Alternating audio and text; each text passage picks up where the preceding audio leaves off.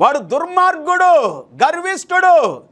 వాడి ఇచ్చలు కోరికలన్నీ కూడా నేను పతనం చేయాలి, పాడు చేయాలి, ఉరులు వేయాలి. మేము చిన్నప్పుడు తెలియక కొన్ని పక్షులకి ఉరులేసే వాళ్ళ వెంట్రుకలు పేని, తర్వాత తెలిసింది అది తప్పని. గొడ్డుని లేకపోతే కొన్ని గేదెలను కానీ ఆవులను కానీ ఎద్దులను కానీ బాగా కొట్టేవాడిని నేనైతే. తర్వాత తెలిసిన బైబిల్లో చేయకూడదని.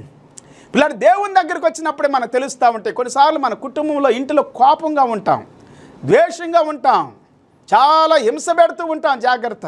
కోపం వస్తే ప్రార్థన చేసుకోండి, మోకరించండి, ఒక గంట మోకరించండి, అద్భుతాలు చేస్తాడు యేసయ్య. తిమోతి పత్రిక 4వ అధ్యాయం 1వ వచనం.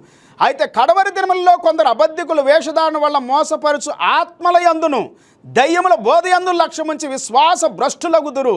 ఆత్మ తేటగా చెబుతూ ఉన్నాడు. అబద్ధికుల వేషధారణ చేస్తారు ఈ దినాల్లో. చాలామంది నాటకాలు ఆడతారు, లోపల కుళ్ళుంటుంది.